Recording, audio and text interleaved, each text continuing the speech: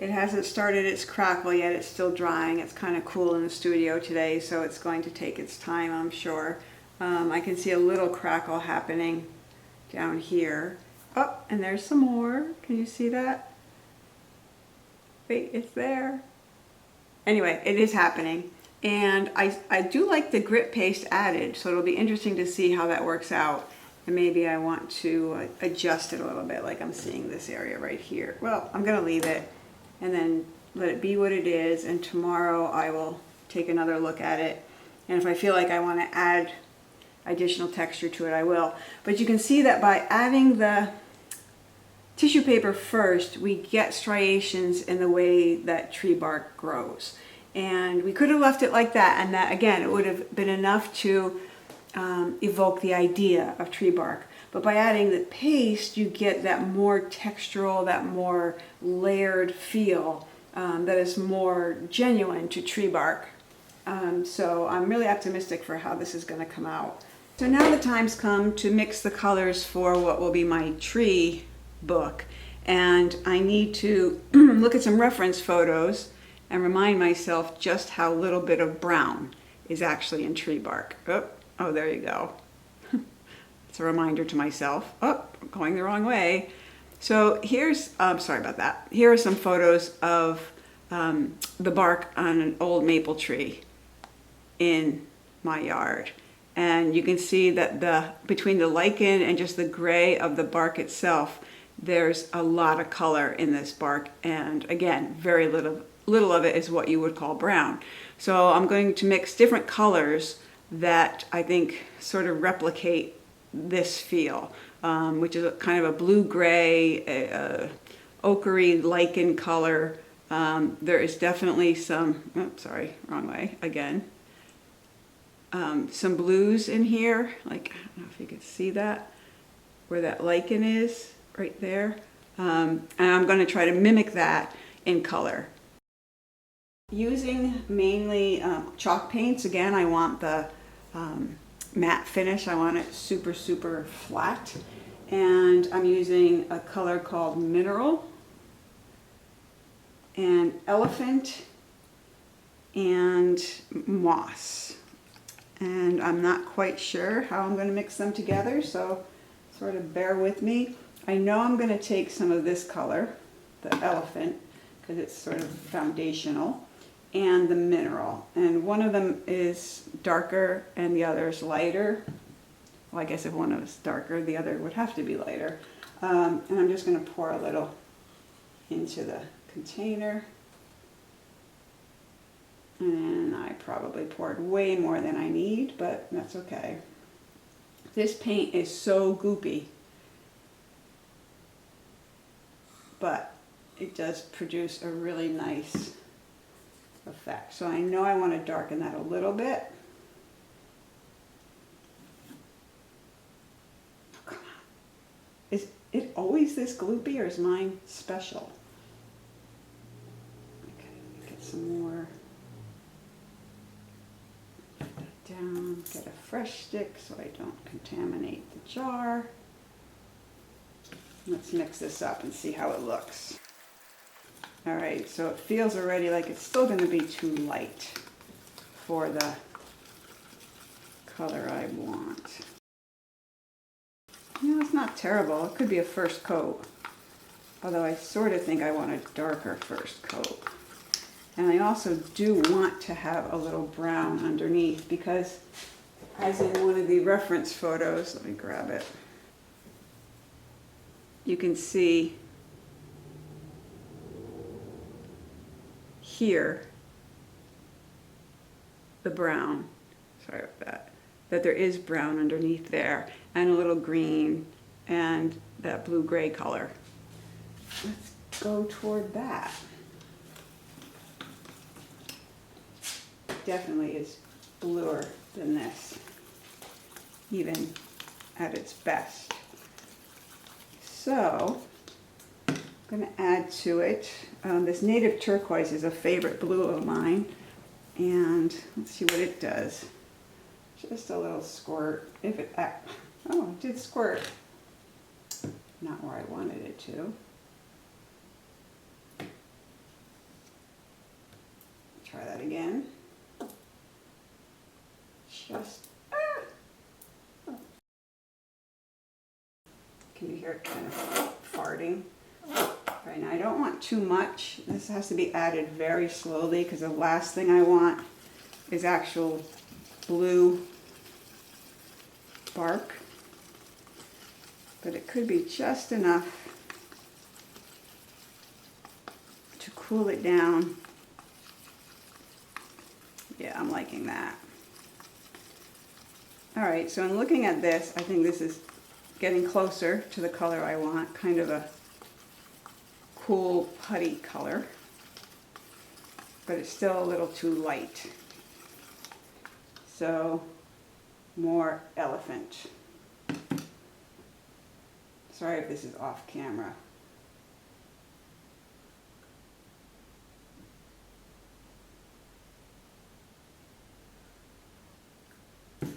Okay, so now I've got more elephant, which may require more blue. Okay, so those are definitely the tones I want in this. And I'm wondering if I can just paint from here, not mix it up too much, and let it sort of be what it is on the book itself. I think I'm going to do that. So, close up some of these paints. I do have a wet brush, and I'm going to start and just kind of dig in. Let's see how it looks. All right, so I'm liking the color. It's a mid-gray.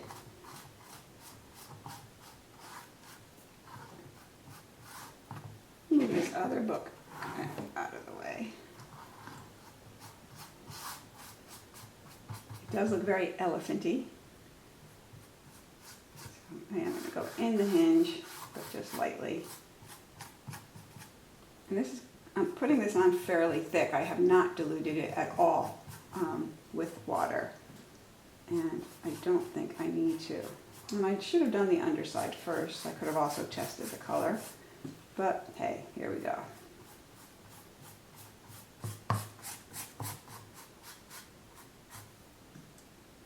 All right, well, for a base coat, I like it.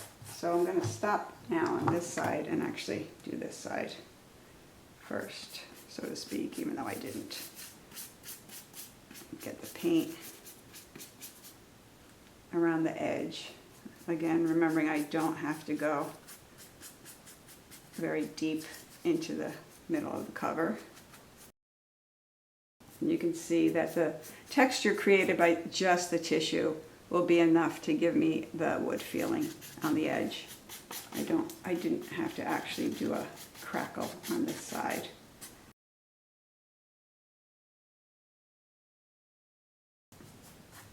Okay.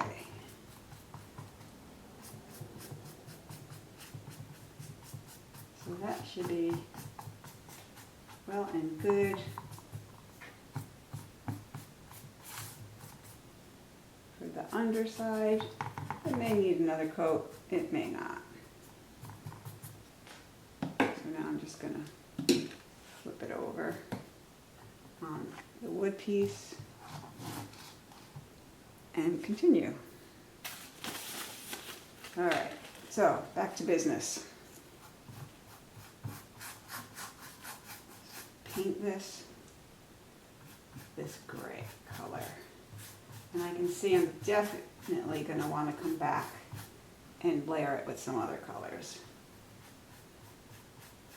And I may do that on or off camera. Kind of liking this color, but I feel like it could be warmed up in a few spots. So I am going to take some of this brown. And let's see what happens. I'm going straight into this, whatever color it is, espresso. I'm going to just add it to a little of this. Okay, so that's way too brown. Not loving that. Come back over it. But now that I've mixed it with the second layer, you can see there is a brown tone in here, And that is what I do want. I want the suggestion of other colors. So I'll just layer it like that, wipe off the brush, get most of the brown off, and then come back with the gray. So you can see the striated area where the brown is peeking through. And this is also a matte acrylic paint, so it should do just fine as the accent color in here. So I'm going to continue on and paint the whole cover the gray, and then come back at it with more brown and blue. And you'll see. And there's a color I love, one of my favorite colors in this cheapo craft store paint called Light Pistachio. We're definitely adding it. Again, I want to get it in.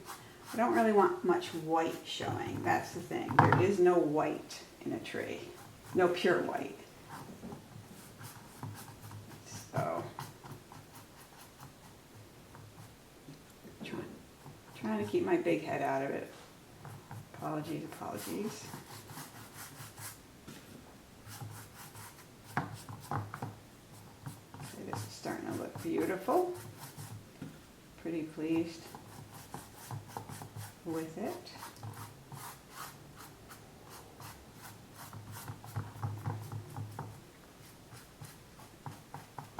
Okay, so I'm going to go a little bit back into this brown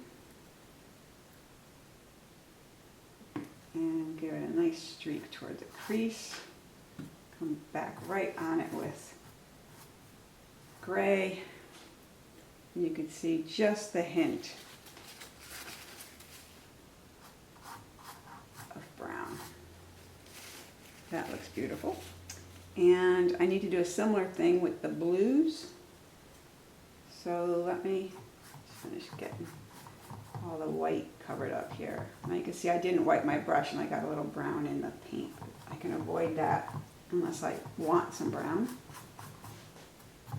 I'm stippling with the brush bristles to kind of get it inside some of these cracks. Okay, so the blue, or even this light pistachio for accent. And similarly, how I use the brown, I can use these colors to add dimensionality to the gray. This guy's a little bit goofy. All right, so this guy needs replacing. And of course, they probably call it something else now to make it difficult for me to find it. Okay, so I'm not cleaning off the brush to dip into this color. And I just have to trust it. Okay. Now I am cleaning off the brush, adding some gray. And you can see a little bit, I don't know if you can see the color there. And by going back over it with gray, it's sort of absorbed and it looks not so obvious. There's just a little shot of color there, still a little streaky, there we go. Again, coming back with the gray. So it's there and it's not. You don't want any horizontal lines going this way across this piece because all of my motion is going down, up and down.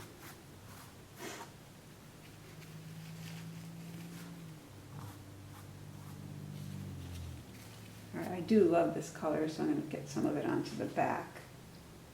And just a little, oh, that was way too much. So we'll get rid of it. And we just don't want any straight edges, anything that looks It needs to feel a little organic. So that's actually kind of nice. All right, so then the trickiest part, I'm gonna go get another brush for the blue that I wanna add as the little lichen pieces. Sorry about that head again. Let's try and work from over here. I think I wanna add a little of the brown, where's the brown, to this edge, just to warm it up a little. So I'm gonna bring it in as though perhaps right where it broke off.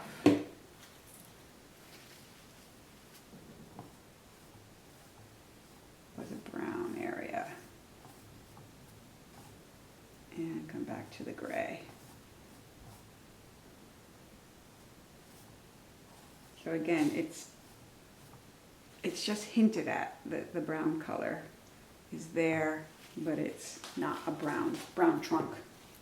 So I'm gonna go grab another brush to add some of these little blue accents I want to add, and see, let it dry a little. That yellow was looking, that pistachio was looking a little too blatant. So that looks good. Be right back. I thought I'd turn the camera back on just to share this one technique I'm using, which is taking paint directly on this stencil brush and using it like you might use a toothbrush to just flick this highlight blue in areas. And I think when it's dry, you'll be able to more appreciate the result.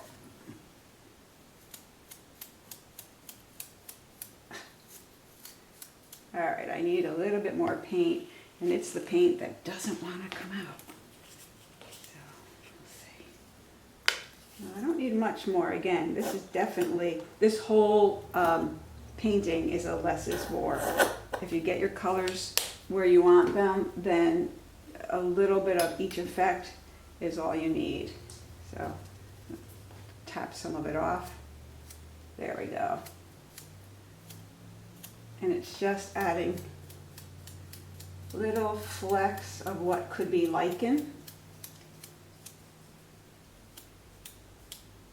Sorry, big head, in different areas. Okay, this one is too big, that's driving me mad. So I'm going to take a little brush I've been using to fill in some of the white areas. This little stiff white brush. And this little big blue dot has to go there. All the little blue dots can stay. But there you see, so that's giving it sort of, again, a little bit of color without slathering it with paint. So I'm going to let this dry, see where it is, and then go to the next step. And I'll bring you with me. All right, so now we have two covers.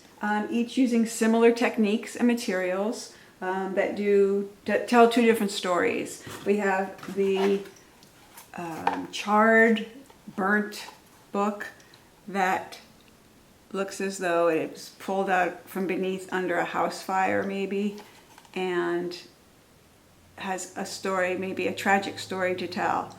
Then we have the tree bark look of this book, and it has an entirely different story to tell. So I might still fuss with both of them a little bit. This one I might dry brush a different shade of black on it to just give it, again, more dimension. And this one, I don't know, I might just leave it alone. I don't know the spots here that came from the flicking. Actually, in real life, they look good. On the camera, when I'm seeing it, I'm thinking that it's too obvious. But in real life, it's not so much. So I think I'm going to just leave it. Because again, you know, the more we muck with things, sometimes the worse it gets. And I'm happy with this. One thing about warpage, which was a consideration and a worry, was that this book barely warped at all. I mean, it's still sitting very flat. This one also just the tiniest bit you can see if I close it. I mean, seriously, not an issue. And since both of these books were meant to tell a story that they did not lead a pristine life, that they were in among the elements, then a little bit shift in shape. And again, it's microscopic, but it does exist, and I want you to be aware that it could happen. And a remedy for it could be just to let it continue to dry and stick some weight on it because it's that minimal. Also, when we apply end papers on this side of the page, it might just pull all of that bend back. And I say all of that bend, you know, you really cannot see any bend. But I can feel it. If I push on this, I can feel that it is a little bit warped. Tiny, tiny, tiny bit. I shouldn't even be talking about it. I don't want to scare you. This was using actual book covers, if you remember, versus creating the book covers separately as I originally did on hardboard. I'm still going to make this book. It's just that it inspired me to do this version where the entire book can appear to be burnt. So now we have the fun of creating the narrative for the inside, if only in our heads, so I know what kind of paper I want to create to fill my signatures. And I probably will, in fact I know I will, at least spray these with a sealer, a matte sealer. Probably use this on it. It's a matte clear spray paint, and that will help seal this all in. And as it is, it feels pretty good. On the original book that I made, I actually did Mod Podge again on it, and well, I think this was satin finish Mod Podge, and matte might be a little better. I think even matte would be too shiny for me. So we're gonna go with this and seal it up, and then begin to go on to the next step.